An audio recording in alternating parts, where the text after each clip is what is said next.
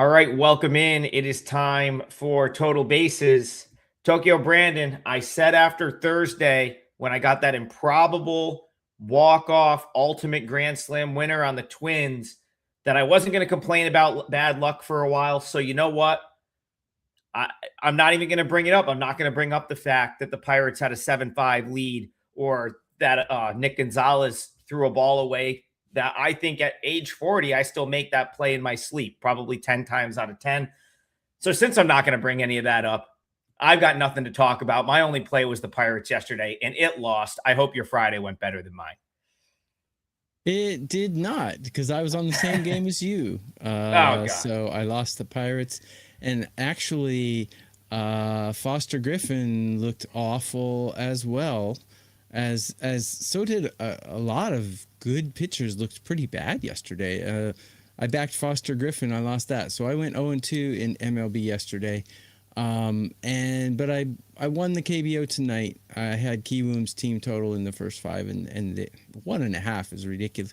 Kiwoom's actually hitting pretty good, so won that one. So yeah, still a losing day. Not happy, but technically the KBO play starts off August, so I start off August with a win at least. Some solace there.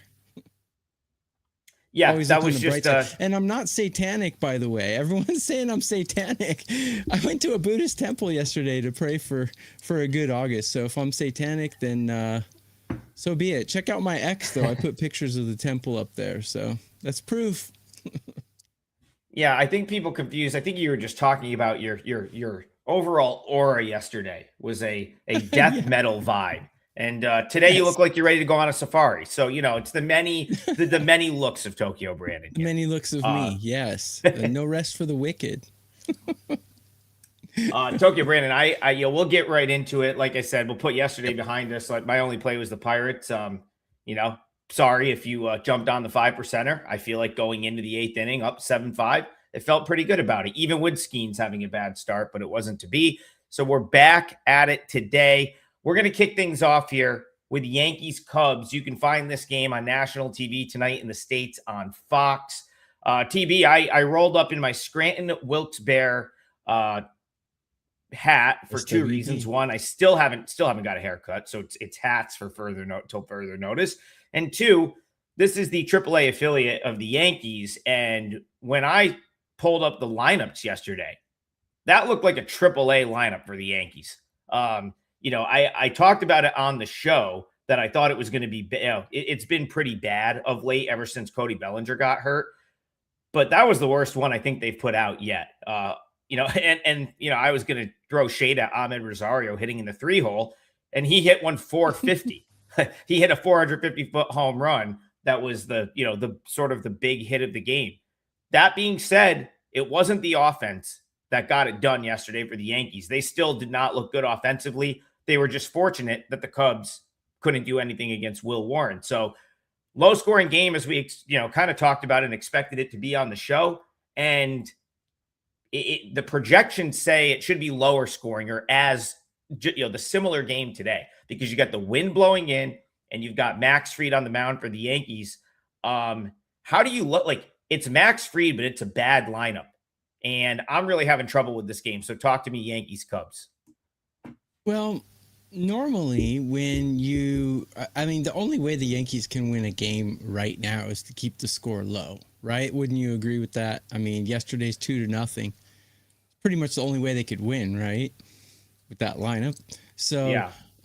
Today I'm kind of thinking the same way, but looking at how the pitchers face each other, I think their surface stats can be a little misleading, because I like David Peterson a lot more than I like Max Fried here. I got the Cubs ranked number 1 in MLB in hitting, and I got the Yankees ranked 26th. Bullpen-wise, I got the Cubs huge advantage here as well, ranked 9, and the Yankees ranked 17. That's current form. It doesn't mean that the Cubs bullpen is necessarily better than the Yankees, because the Yankees do have some good arms. But starting pitcher, yes, I do have Max Fried ranked higher than David Peterson, but I think the hitting discrepancy that we've referred to is just too much.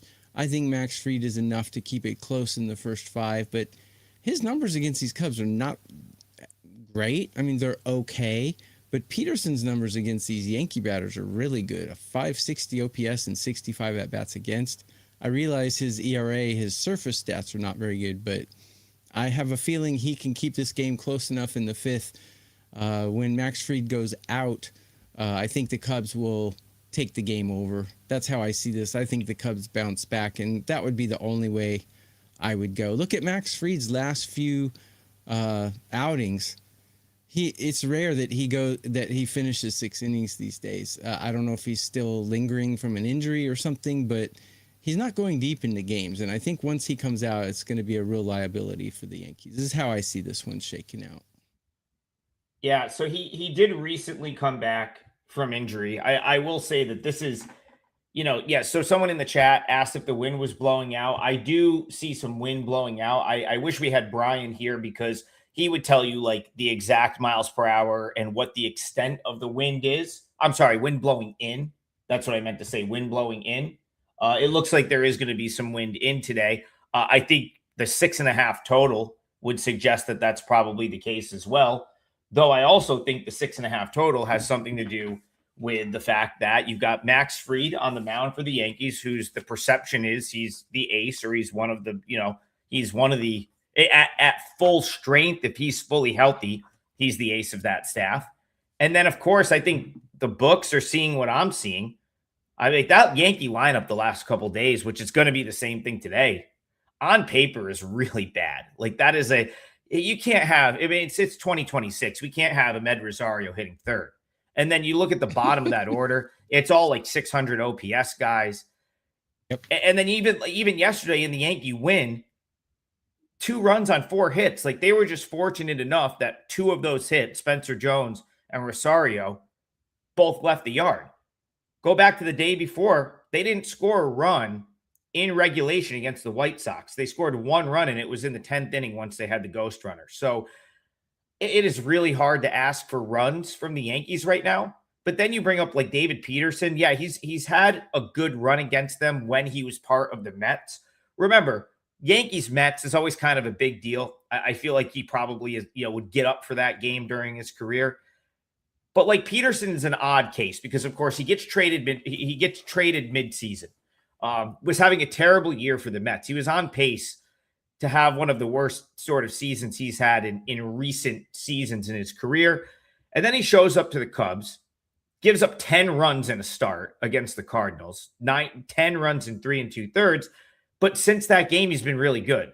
So it's like, I don't really trust Peterson, but at the same time, I kind of think if he can navigate Cardinals, Orioles, Tigers, he should be able to get outs against this putrid Yankee lineup. Agreed. And it's also, he's a lefty. So, the one guy in this Yankee lineup, as you talked about yesterday, Brent Rice, who's like the one stud that the Yankees have right now, he's always going to be better against right-handed pitching. So you get a lefty and maybe you neutralize Rice a little bit. I feel like the books did kind of get this right. I think they're trying to bait you into taking Fried a little bit here, but I think I'm with you, Tokyo Brandon. I think overall the Cubs at plus money make more sense. So that is a very slight lean. I don't know if I'll have any action in this game. And the Cubs team total is 2.5. Come on. I mean, I think the books are overvaluing 2 things in this game. Number one, overvaluing Max Fried a little bit. He's a good pitcher, no doubt about it. He used to be elite. I don't know if he's the elite anymore. And I think they're overvaluing this wind thing. Yeah, okay, the wind's blowing, but you don't have to hit home runs to score. So yes. 2.5 for the Cubs. That seems a little ridiculous to me. Granted, they're at home, and if they're winning, they won't bat in the 9th inning, but still, 2.5 seems a little ridiculous to me. Yeah, D. Cerna, you're right. Line makers begging you to take Yankees, and the totals, I mean, they're juicing the under here. Under 6.5 is minus 120. My number projection is like 6.85 runs in this game, but that's not nearly enough to take an over 6.5. Although, like, again, I wouldn't if a ball, if you have one big inning with a crooked number, there's a good chance that you're going to get over 6.5. But I got to be honest, I just don't. If I think TV, I think you're right. I think if this offense comes in this game and it's higher scoring, it's going to be because the Cubs got to Fried, not really the other way around. So I think, Exactly. but like you're saying, the run projections, you can get a 2.5 with the Cubs, whereas most places are going to make you take a 3.5 with the Yankees. So yeah, team total Cubs over 2.5, lay minus 140. That's not a terrible look either. So yeah, good call there. All right, let's go to the chat. TB, you nailed this one yesterday. The Guardians choked for the parlay. Unfortunately, they had a 1-0 win or 1-0 lead. Our pal Brian Power was there. I thought he was going to grind that home for us, but they gave it up late because your leg of the parlay got home pretty easily. Brewers, you kind of said that would be no sweat, and it really was no sweat. 6-2 final. So I'm going to let you kick this one off. Alex Rand says thoughts on Angels Brewers. That line made me scratch my head. Yeah, I looked at this and thought that price was a little cheap on the Brewers. Are you heading back to the well with Milwaukee here? Milwaukee is probably one of the best put together teams. They're kind of like the Rays. We touched on it yesterday. But Gasser's on the mound against Soriano. Soriano started the season just elite. But he's tailed off a little bit. I still have him ranked a little bit higher than Gasser. I got him ranked 13 on a curve of 30, where I got Gasser 17. But yeah, I mean, the one thing that the Milwaukee is not doing well right now is their bullpen. I got their bullpen ranked 22 in current form, so their bullpen's not really performing well. And we've talked about this on previous shows. The Angels bullpen's performing quite well these days, which they've never been known for that. But I think this one will be decided with the hitting, and the Brewers are hitting number 5, and they're not exactly a long ball team, and they're still producing runs at a really high clip. Just a well put together team, top to bottom. Got the Angels ranked 21 in hitting. One thing about Gasser, my expected numbers about him are regarding him are not great. Again, have him ranked 17 on a curve of 30, which is slightly below mediocre, but he's not walking anybody. And when you have control and command like that against a pretty poor lineup, I mean, we've discussed that the Angels are similar to a AAA team as well, without Trout there. I think it's Brewers or nothing. I just don't see a path to victory for the Angels here, even though they have the better starting pitcher. I'm not going to play it though. Yeah, I mean, so Mike Trout right now went 0 for 4 last night. He's obviously still Mike Trout, still has an 843 OPS on the season. But outside of that, I mean, this is not a good lineup. And you make the point, TB, and I agree with you. The Brewers are as well put together of a baseball team as you will find in this league. Like they are the gold standard right now, or one of, the gold standard obviously being the Dodgers, but it's almost not even fair because the Dodgers have all the resources in the world. The Brewers don't have, they have half the resources the Dodgers have, and yet they've won more games. So right now, the Brewers have won more games since the beginning of last season than any other team in Major League Baseball. And it's because they do everything for the most part right. They develop talent.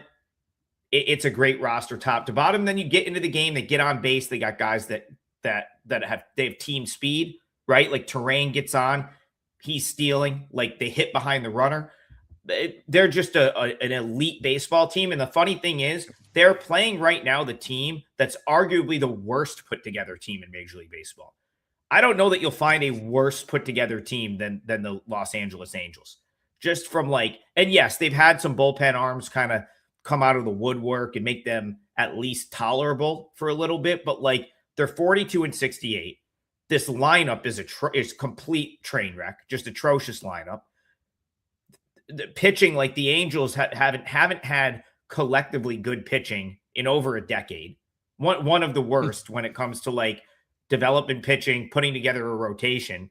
And so, yeah, once if you can get past the whole, okay, Jose Soriano's the ace of this staff, right? And he's got good numbers. He's having a good season. 123 innings, over a strikeout per inning, mid-3 ERA, a low whip. He's having a nice season. Aside from that, there is not one single other redeeming quality for the Angels in this matchup, not one. And so if you trust Robert Gasser, which I happen to, I've always, his sort of progress got derailed by a pretty big injury, but like this is a guy that like coming through the, former first rounder, coming through the Brewers organization was very, very highly rated, like, going to be in the rotation type guy. So I think it's just a little bit later that he's sort of blossoming because of, a pretty big injury that cost him about a season. So I'm probably higher on Gasser than the market. This seems so square and so easy to do, but like Brewers minus 117 makes all the sense in the world here. Like I simply don't understand how you can make a case for the Angels in this spot. I mean, you got the Brewers 32-21 on the road, Angels 24-32 at home. I mean, 68 win team against a 42 win team. I mean, it seems easy. You're right. A lot of things seem easy, but they bite you in the butt. But yeah, like I mean, they're just well put together. They just are. This is what I would expect the price to be if the Brewers were sending like a marginal questionable starting pitcher out there. Like this is what I would expect the line to be if the Brewers had some average starting pitcher that might get blown up. And I'm not saying Gasser is not like couldn't potentially have a bad day, but he's got one of the top hard hit rate, 95th percentile in hard hit allowed, which means lowest hard hit allowed. No one's squaring him up, and he doesn't walk anyone. The only thing he's real guilty of is he's another one of these extreme fly ball guys. But this isn't a park that's just like the easiest to hit the ball out of. So yeah, Brewers make a lot of sense. Another thing, I think the books are looking at the fact that Gasser has a 1.5 higher ERA and a losing record, where Soriano has a winning record. This is probably what they're looking at, just the surface numbers. Possibly. I'm just trying to be devil's advocate here, and I'm not satanic. By the way, guys, you can get a double play, 2 of us 3, for 3 days, all access, including 5% plays. It's a great deal. And if you only like one of us, you can get what's called a triple play, which is 6 days for the price of 3. So go to wagertalk.com and get some of those deals if you like any of us, which you should, because that's why you're watching. Stoke, you're probably not wrong about that. Like, this is probably the Angels' best chance to win in this series because, of course, tomorrow is Jacob Mizorowski against Walbert Arena. But you know what? The Angels are 42-68. There's a good chance they don't win in this series at all. And, like, would anyone be surprised if the Angels don't win a single game in this series? There are 26 games under 500. So, again, not too. I mean, that's kind of a bright spot for them, I guess. Unfortunately for the Angels, he's going to be up against Mizorowski. Because Arena would give them an advantage against most opponents. But yeah, that'll be. All right, let's head back to the chat. Let's go grab another game here. Yep. Yeah, Sean, the Brewers, listen, the Brewers have failed in the playoffs, but this isn't the playoffs. This is August. This is when they eat. Yeah. This is the Brewers today. Yeah. And they do, like, that's the thing. You want to take a look at the Dodgers and the Brewers. Like, the Brewers care about the regular season. They're trying to win the division. They want a good seed in the playoffs. The Dodgers are just like, wake us up when it's time for the playoffs. So I guess it's a good segue, TB. I feel like because it's not on national television, we didn't.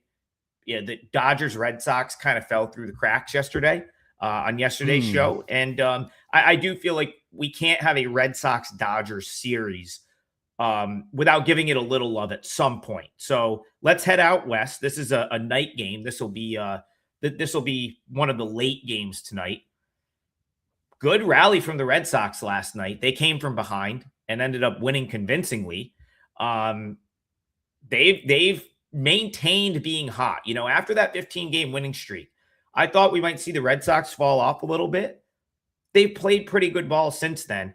And getting the opener of this series is massive because, this was a tough series for them.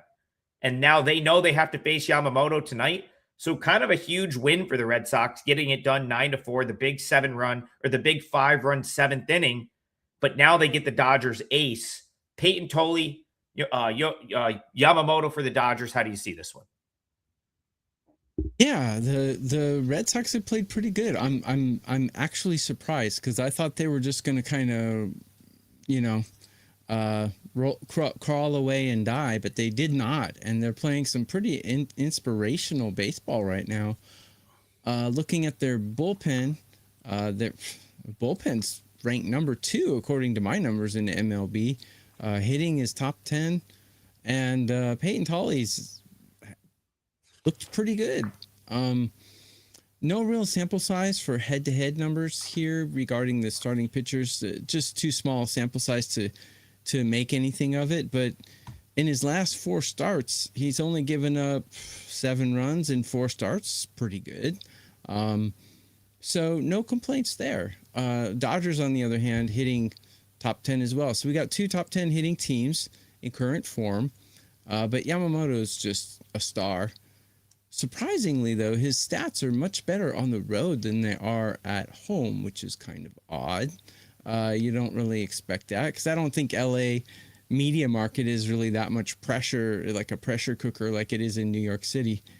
However, he does have a 3+ ERA at home. So looking at this, yeah, I mean, hard to bet against the Dodgers, but I might. This looks like a real neck and neck kind of game to me. I might take Boston plus the 1.5 maybe. Haven't done it yet, but I think yes, the Dodgers are the better team, 69 wins versus 58, and they're a great home team as well. Boston is 33-22 on the road, though. I mean, they're playing really well. I like Tolly. I would take Boston plus the 1.5, perhaps. I think plus 141 is a little bit disrespectful the way the Boston's playing right now. So, or I'd take first 5 innings plus the half run maybe with Boston because I think this is going to be a neck and neck, pretty tight game. TBI, 1000% agree. That's exactly how I see this game. I wish I was hoping Yamamoto would get even more love. Like he usually gets love from the odds makers, and no surprise. I mean, he's one of the deserves it. He's one of the best pitchers in the league on one of the best teams in the league. You have to wonder if the Red Sox coming out and winning 9-4 last night sort of shortened the number here a little bit. I too think the Red Sox plus 1.5 is a really good angle. I was hoping it was 10 to 15 cents cheaper. If you could have got that down, Red Sox plus 1.5, minus 135 or minus 130, I'd probably be all over that. Fully agree with your handicap here. Listen, Yamamoto is, I mean, we know he's great, right? But like Peyton Tolly, why can't he match Yamamoto here? His numbers are almost just as good. 1.11 whip. All of the underlying stuff for Tolly. He's top 10% expected ERA, top 10% batting average against. He's got a top 10% chase rate. I mean, he's a really sort of turning into I think he is the future ace, whether it's in Boston or somewhere else. This guy throughout his career, that's his ceiling, is being the ace of someone's pitching staff. And he's already starting to pitch like it right now. And then the final thing I'll agree with you on, I think you made a great point. Yeah, the Red Sox are playing inspired baseball. They care. You've got Jarren Duran getting on his teammate for not running. Like, they're fired up. They're getting after each other. Like, they want to win games. And, this was a Red Sox fan base for 2 months, 3 months that couldn't have, my sister lived in Boston for 15 years. I used to be out in Boston quite a bit. And I follow the Red Sox closely because of that. Been to a million games at Fenway. And like, the one thing about the Red Sox and their fans, more often than not, they back their team, right? Whereas like you talked about, like New York, it's very, what have you done for me lately? And, the media will trash them pretty quickly. Whereas I feel like Boston Red Sox fans are almost like delusional that their team every year is just really, really good. And like, this is the first year I can remember so much backlash where it was like, fire the team or sell the team. They want Henry to sell the team. They hated everything about this team for 3 months. And like now, like all of a sudden the fans are completely back in. That win streak brought everyone back. And like, yeah, I agree with you. There's a lot of juice behind this Red Sox team. They seem to like each other. The team as it seemed to, man, I don't know if like each other is the right term, but like if you watch the body language, they're fired up every game. They were fired up to win last night, and they may just out effort the Dodgers here, who we've talked about this how many times, right? Like, the Dodgers are just kind of like, they show up at the ballpark. They know they're going to go to the playoffs already. They know they're going to get by just on sheer talent alone. Like, I couldn't lay a number with this Dodgers team very often, especially not against a guy like Peyton Tolley, and especially not against a team like the Red Sox, who are playing really good ball. So, yeah, find a way to bet the Red Sox here, and I like that +1.5 angle. TB, that may be my parlay lay. We'll circle back. When you have that good, when your bullpen's playing that well, you always have a chance. If you can keep it close for 6 innings, you always have a shot. And Patriot fans, Boston Red Sox fans, they're like that. You know, when Tom Brady was the quarterback, everyone was a Patriots fan, and now they don't even go to the games. So this is Boston. I'm just correct take by Mark here. Red Sox and Cubs. Those are that's as two of us. You know, you're not going to find more loyal fan bases that like show out pretty much no matter what. Good year, bad year, and that's why it was so crazy to see the like John Henry Red Sox sentiment earlier this year, because like you just don't really see that. All right, let's go to the. Okay, all right. Listen, Ozzy, appreciate you. I have a 4%er up. You know, didn't go my way.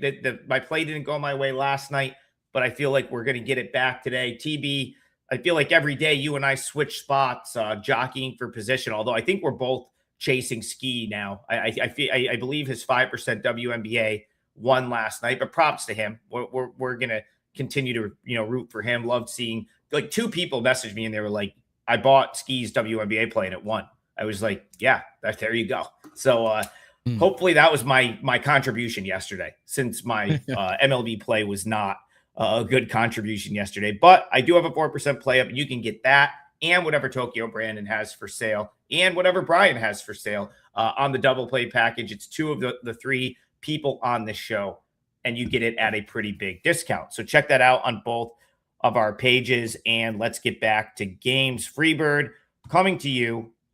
Much appreciate the donations, and we got a nice compliment from our bosses that our show brings in far more donations than anyone else. So we take pride in that. Again, goes to a great cause, and it gets your chat prioritized so we see it, and then we'll come in and read it and try to hit your game. So Freebird says, great show. Can we discuss game totals after having 11 straight unders and 6 overs out of the last 25 games? So I think this is a really interesting point. I'll try to tie it into a game, TB, because I saw this getting some run on Twitter yesterday. Like, people trying to figure out why there are so many unders. My take on it is, the All-Star break occurs and all these pitchers get rest. And then like hitting is so much about timing that like, I just don't think having a week off in the middle of the season is great for a hitter. Whereas I think it's great for pitchers, because remember, every starting pitcher has 5 days of rest between starts anyway. And listen, when back in the steroid era, when guys were doing steroids and people were like, why are all these pitchers doing steroids? Well, very simple. Steroids help you recover. And that was the thing. Like, that's the thing. When pitchers, you get to like August, and now you're starting to approach 100 innings, 110, 120 innings. It's harder to recover from start to start. So I think having a week off in the middle of the season is a huge benefit to pitching. And I think that's why you're seeing some lower scoring games right now. Does it mean it's going to continue? Probably not. Hitters, we're now about a week 10 days out of the All-Star break. Hitters are going to start to get their timing back, and then it's the middle of summer, and the ball's going to start flying. So that's my take on it. I could be right. I could be wrong. Who knows? TB, anything to make of the low-scoring games in Major League Baseball the last few days? Yeah, I kind of agree with you. Pitching is all about mechanics and your mental game, where hitting is all about your timing. And if you're a gamer and you play video games and the game that you play is predicated on your timing and when you push that button, try not playing your video game for 5 days and play it once when you come back, and your timing will be way off. And that's what we're seeing with the hitters right now. I totally agree with you. Let's get Grant's dad in here. He says sending Brian the best. Yep, we can't wait till Brian is back. I think he's traveling. Well, he should be back Monday or Tuesday. Whenever he gets home from Ohio, he will be back on the show. So we wish him the best. Hope him safe travels back to Vegas. Since Grant's dad never throws a game out there, I'm just always going to assume he wants to talk about the Marlins. He's a South Florida guy. He's a Marlins fan. He's got that great Florida Marlins logo as his avatar there. One of the best. I'll say it every time I see his thing. Still mad about them changing that logo. That was one of the best uniforms, one of the best color templates. They actually, TB, still wear, just this year, they've brought back wearing the old teal Marlins jerseys on Sundays at home, which I absolutely love. They're not at home here. They're up in New York to continue a pretty big series as it pertains to, well, for the Marlins. I don't know if the Mets are sniffing a wild card this year, but it's a big series for the Marlins. Citi Field tonight, Marlins Mets. The Marlins lost the opener of this series, but bounced back last night with a 5-2 win. So this is the third game of the 4-game set. Tyler Phillips, Zach Thornton. How do you see Marlins Mets? Yeah, before I do that, let me shamelessly plug myself. I have 3 plays in MLB today, which you can get as part of the double play. So grab 2 of us, maybe Adam and me, Adam and myself. And also Sunday morning, 9 a.m. Eastern, I'm going to cover every MLB game to fill the gap that very few sports or MLB shows on Sunday. I guess everyone's going to church or something.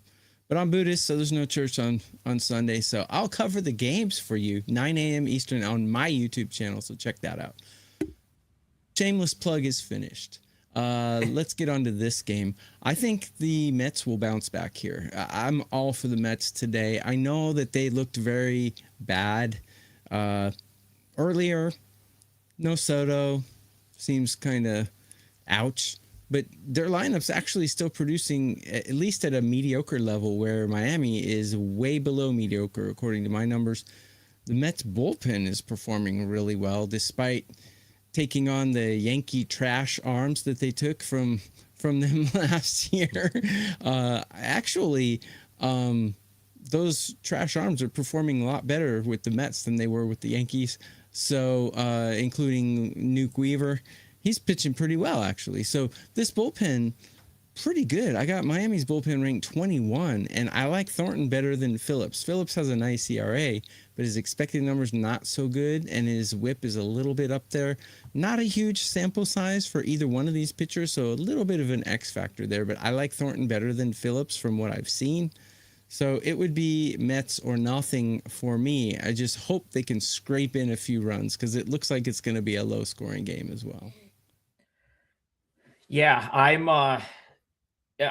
starting to come around a little bit more on Thornton. I mentioned him his last start, and I mentioned how I watched Adam Ottavino on TikTok break down his previous start and talk about how he felt like Thornton got away with some less competitive pitches in the Brewers start, where he was breaking down his stuff, and he was pointing out, okay, like this pitch, he was lucky to not give up a double, right? It was lucky to not have this pitch hit out of the ballpark.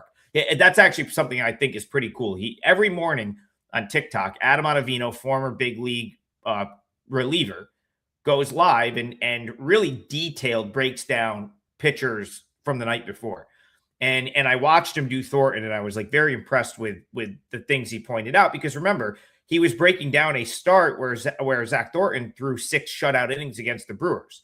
And it was almost like, okay, like this is okay, that's nice, but like his stuff probably wasn't as good as that score line would suggest. Last time out, Thornton works into the 7th inning and gives up 3 runs against the Braves. So, I watched that game. I thought he was pretty good, but the sample size is still fairly small, where like, I just don't know that I'm fully buying the hype, which there is hype now, because now we're looking at Zach Thornton for his last 4 starts, right? So he has his major league debut on May 20th on a one-off, gets sent back down, and then comes up and has rattled off 4 straight quality starts since being recalled and inserted into the starting rotation. Phillies, 6 innings, 1 run, really good. Red Sox, 7 shutout. Brewers, 6 shutout. And then last time out, 3 runs over 6 1/3 against the Braves. Could it continue today? Yeah, probably it could, because you know what? The Marlins, they'd much rather face right-handed pitching. This Marlins team is much better against right-handed pitching. So that's a little bit of a concern because, of course, Thornton is a lefty. But I kind of like, my gut still says to sell him at what I feel is his peak. So I might look toward the over here because I don't really want to back Thornton, but I don't really want to play against him either, because I don't know that this is the best spot. And I know I contradicted myself a little bit, TV, by saying that the Marlins they don't hit it as well against left-handed pitching, but it's a full game. So this, they obviously going to have 9 innings. Thornton's last few starts have all been long outings. My gut says this is a gut call right here. My gut says that he's probably not throwing another shutout, and he's probably not going quite as deep as he's gone in his last 4 outings. And if the Marlins can get him out in the 5th or so, and the Mets can generate a little offense as well, if you can get like an 8.5, I don't know what this is. I think I'm seeing some reduced juice 9s and some 8.5s. I think that's a reasonable overplay.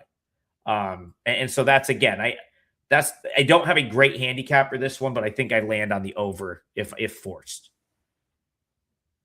Let me address just 2 comments very quickly. Yeah, go ahead. Won't take a lot of time, but one person in there said, Mark Lambert, muscles don't always equate success. Consider Lorenzen of Rockies. But steroids are not exactly muscle builders per se. They're actually tissue healers is what they are. A lot of the pitchers take steroids to heal faster, not exactly to get, roided up, so to speak. So that's one thing to consider. And then forgot the other comment, so we'll forget about it. and the one thing I wanted to address that real quick. But the one thing David in your hand said he's in a game in Korea today. Is he at a KBO game? Crazy stuff. Oh, that's awesome. David Edgington. Yeah. Anyways, that's something I gotta do that at some point. I gotta get out to Korea. Me to too. Go to KBO. Never been to the KBO before. And the one thing I meant to agree with you and kind of got sidetracked, but like I too am starting to cool on Tyler Phillips as a starter. I think he kind of filled a void back in June. The Marlins were hot, and I feel like he was this bulk guy that the Marlins sort of decided, okay, now you're going to start games for us, and it went really well. At this point, like, I just don't know that, like, he's a guy I want out there, like, going 3 times through an order. And so again, like, I'm with you, TB. He's not the guy I really want to back in this Marlins rotation. I actually feel like the Marlins still have guys at AAA that would be better for the rotate. Like, I still think Braxton Garrett should be in this rotation. I'm not sure why he's not. And so, yeah, I can't really disagree with the Mets play. If I had to, I'd be on the over. All right, let's move on. D. Sterna, let's talk Giants Padres. I got this one wrong yesterday. I made a case for Carson Wisenhunt, and the Giants never had a chance in that game. The final score was 7-0. The Padres got runs early, 2 runs in the first inning. They got to Wisenhunt for 6 runs over 3 1/3 and 7 hits. So swing and a miss for me right there on that handicap. With that being said, I still kind of have my same handicap here, TB, where I still think the Giants as an underdog makes some sense. So the question to you is, do you like this matchup better for the Giants, or is it going to be more of the same? Okay, I'm getting corrected on the steroids. So anabolic steroids, yes, are for muscle. That's correct. And Mark Lambert says he's done plenty of cycle 1 worthless exercise science. Okay, thanks for your comments, guys. I appreciate that. So getting to San Francisco, San Diego, man, you picked like the worst game out of all of these to pick because I have no idea, to be honest. San Diego grades better at almost everything except starting pitching in this one. Like, despite his 3-win, 9-loss record, Tyler Mahle I got him ranked very mediocre, right at 15 on a scale of 30. And Walker Buehler's looked terrible, but he has a winning record. So there's just so many conflicting, weird stuff. Add to the fact that the Padres have one of the better teams on paper and cannot perform. Let's take a look at the Padres real quick. They're 56-54, which is basically the same record as like the Cincinnati Reds, but their roster is so much better than an average team like that. They should not be underperforming like this. They got Manny Machado and Tatis.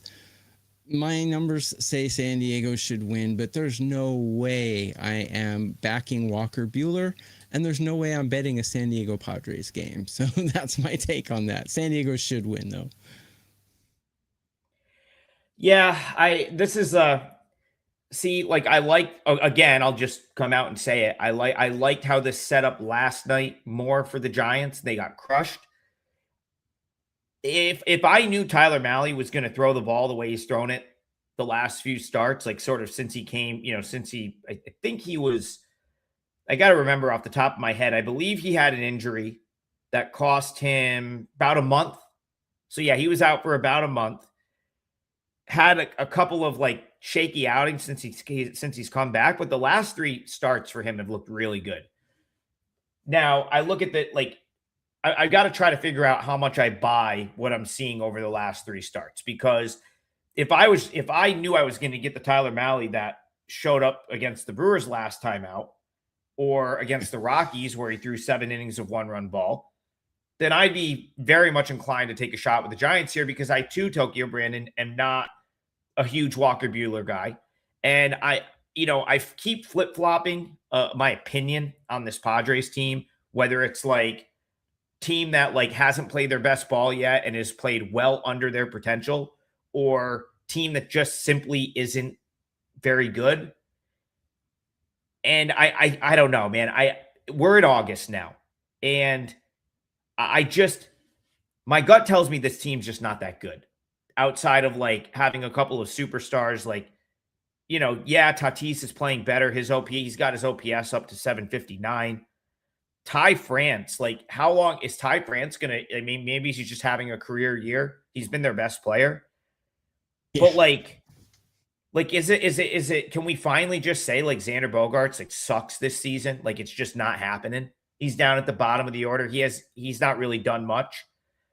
I get like, again, like it's just the bullpen outside of like the super high leverage guys is not, outside of Morajan and Miller isn't as good as it was last year. So like, I think I'm back to being out on the Padres. So you know what? I'll just for the sake of giving a pick, I'll run it back with the Giants at plus money. I think if you get a good outing here from Tyler Mahle, you'll be in position to win this game. So I guess I like the Giants in this one. Let me make a point about the Padres real quick. They have a lot of candidates to go to the New York Yankees, because the New York Yankees love to pick up guys after their prime. So Xander Bogaerts, Manny Machado, they got a lot of old guys. But what happened to Merrill? Guy was a rookie of the year, man. He was like, I forgot if he won rookie of the year, but he should have. He had a heck of a rookie season, disappeared. Tatis was amazing 4 years ago, disappeared. What's going on with these guys? Yeah. These guys were giving the Dodgers a run for the division championship 2 years ago. What happened to this team? It's a great point. Tommy Turnbuckle makes a good point here, and I'll just speak on like how I sort of feel about like the home road split stuff. I am far less concerned with like home road splits for pitchers when you're pitching in a pitcher park on the road. So it's like, I'll take into consideration home road splits more if it's a guy that like, let's say it's a guy that pitches in Seattle, but now he's got to throw in Philadelphia or Colorado, like something that's like clearly a better pitcher park. But like Petco's always been so pitcher friendly that I'm just not that worried about like Mahle's numbers on the road. And, Tyler Mahle's like a veteran guy. So like this season for him, like to me, that sample is just too small to like put me off of like what my handicap would be if I wasn't considering that. So it's a good point. You should always take everything into consideration, but like here, that's not it's not going to like put me off thinking the Giants are the right side. So that's just to answer that question. Can I interject and give my parlay leg game? It's a go game ahead. I haven't covered yet. Would you Yeah, mind? go ahead. And you can scan the chat for the next game after this. But I just want to bring this game up because this is going to be my parlay leg. Sorry to hijack this show. Not my intention. But get a double play. 2 of us 3 days, all access, and catch my Sunday morning, 9 a.m. Eastern baseball show on my YouTube channel. Those are my shameless plugs. I'm going to go to the Rays versus the White Sox game. So we got Drew Rasmussen and Jordan Hicks. And Hicks, haven't seen a lot of him since he pitched in San Francisco. Very up and down guy. And he hasn't, very small sample size. I don't like what I'm seeing from him. And I love Drew Rasmussen, especially when he's at home. The Rays are 40-7 at home. White Sox 24-30 on the road. And I expect to bounce back here. I've got the Rays ranked higher than the White Sox in almost every category. If not by just a little bit, I still have the Rays hitting better than the White Sox, even though I think the White Sox have more power. Bullpen-wise is where I see the biggest difference here. The Rays have the better bullpen, so I like the Rays on the money line, which is minus 170 or minus 160 in that range for my parlay leg. Again, I would not give out that money line for paid subscribers. That's kind of ripping them off to give such poor odds. But for a parlay leg, I think that's a pretty decent leg for a 2-leg parlay. Yeah, I mean, listen, it's hard to, Rays coming off a loss. That's another one I kind of got wrong yesterday. Although in hindsight, I'm like, yep, there was the Nick Martinez regression that was probably always coming. Did come in last night's game. I just didn't think that was the spot it would happen, but that's what happened. He finally gets tagged for 6 runs in a start. The White Sox win.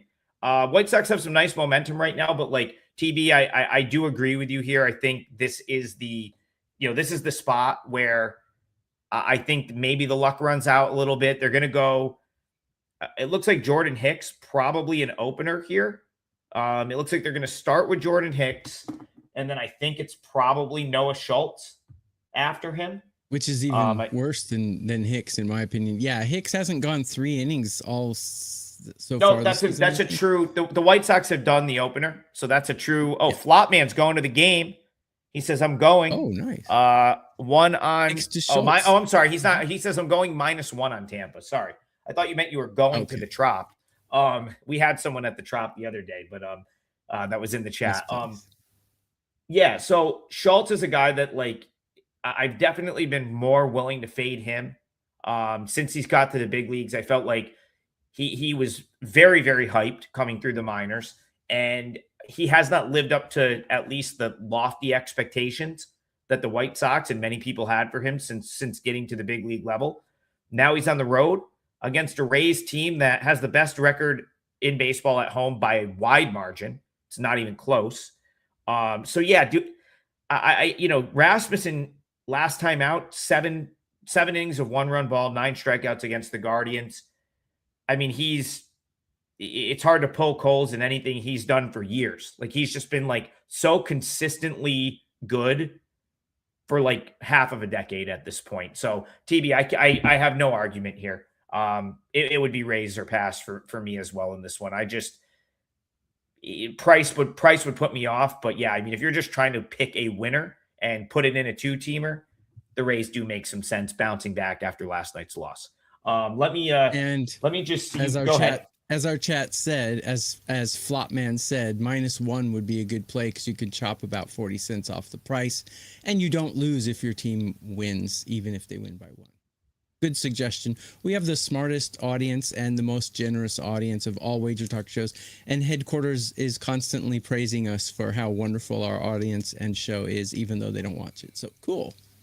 I actually do think I do think they watch it occasionally. I do think they watch us occasionally. So maybe Kelly. Yeah, and Dan J right here. Good point. Listen, like Rays now 2.5 games ahead of the Yankees. Like I'm getting pretty close to the point where like I think, well, actually, with the Yankees lineup as it is right now, I think I got to bump the Rays to like my number one power rated team in the American League, because the Yankees, I know it's a short term, like it's not even that short term. Bellinger's going to be out for a while. Like I had to downgrade the Yankees significantly over the last, like really since the Bellinger injury. That lineup looks just atrocious for the Yankees, to the point where I think Red you Sox have to put the maybe, but right now, I think the Rays are that team.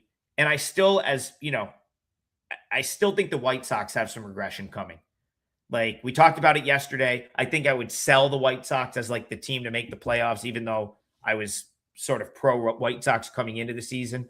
I just don't know that they're going to have enough juice to get it done in August and September. And that may start here. So yeah, TB, I think you're onto something with that one.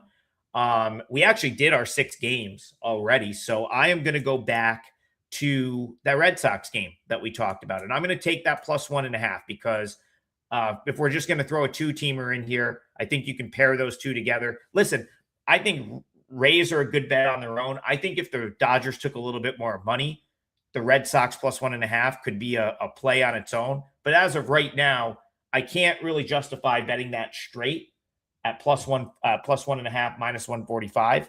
But for the parlay, I think it's fine. So that is a later game. So what I will tell you is this: the Dodgers, as we know, Tokyo Brandon, they'll take money as good as anyone, right? Like you know, this is a 9 p.m. game.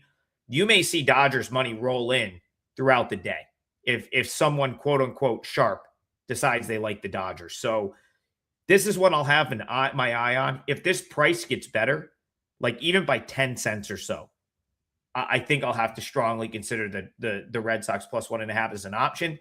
I don't think it's going to get better. I think -145 is probably as good as you're going to get for this price. So for this game. So we already did the full breakdown of that game, but that is going to be my leg of the parlay. I'm going to go Red Sox +1.5, and we'll call it -145, -150. I'll call it -150 just to be fair.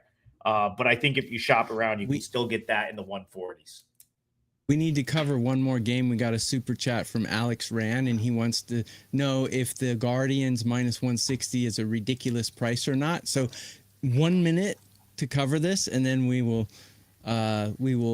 knock it down. But yeah, Parker Messick's going for. Sorry, I'm hijacking the show today. Adam's actually the host. That's all. And I'm like totally stealing it from him.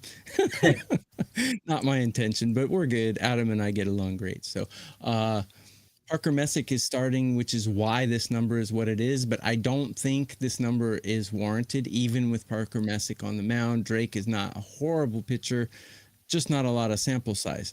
The Guardians do have the much better bullpen, but the Diamondbacks have the much better batting. So I think those things kind of cancel each other out, and I think -160 is ridiculous, and you could spend your money better elsewhere. Adam will probably agree. I do agree. Tokyo Brain, you know, we have, so if you like your splits, go look at what the Diamondbacks do against left-handed pitching. They are one of the worst teams in the league against right-handed pitching, but they put up numbers against lefties. I'm not going to take an overpriced lefty against the Diamondbacks ever. That is, you're just asking for it right there. So yeah, Arizona got the big came through last night, ended up getting a hard fought win. By no means do I think Cole Drake is a better pitcher than Messick, and the Diamondbacks could give up some runs as well. But this Guardians offense does not really strike fear in anyone at this point. They're a pretty pedestrian offense. And Arizona tees off on left-handed pitching. So, you know, with Messick being a lefty and the Guardians being like a little bit more forgiving from, like, I don't know that they're going to just blow up at any opposing pitcher, makes me feel a little bit more comfortable with Cole Drake. Yeah, the Diamondbacks are absolutely the value here. That's a great call, TB. That is a good look right there. You can get +155 on Arizona. The way they hit lefties, I think that's worth a little bit of a flyer right there. So yeah, it's all about the starting pitching. The books are only looking at the starting pitching because these teams are pretty equal as far as record is concerned. But the Diamondbacks by far have the better lineup. But Guardians by far have the better bullpen. So what are you going to do, right? So it looks like a tit for tat to me. So minus 160 seems ridiculous. Yeah. Yep. So Alex Rand, good call. He was the one that brought it up, and TB and I agree with you. I think that is a very inflated price to back the Guardians. All right. We do have to get out of here, though, because last call is on in about 5 minutes, and I will be on last call today. So I will try to talk about games that we did not talk about here. So I will try to bring some different games to last call. I think I got a 10-minute spot. So stay with us. Jump in the chat there and let us know what you want to hear about. Shout out to Freebird. We very much appreciate you guys tuning in 6 days a week. Tokyo Brandon's doing his thing on his own channel tomorrow. And then the three of us will be back on Monday at 9 a.m. Eastern. The parlay today is Tokyo Brandon Rays money line. I'm going to go with Red Sox plus 1.5, minus 150. Rays money line minus 165. Hit a nice little 2-teamer. We'll see you guys Monday morning. Have a great day, everybody.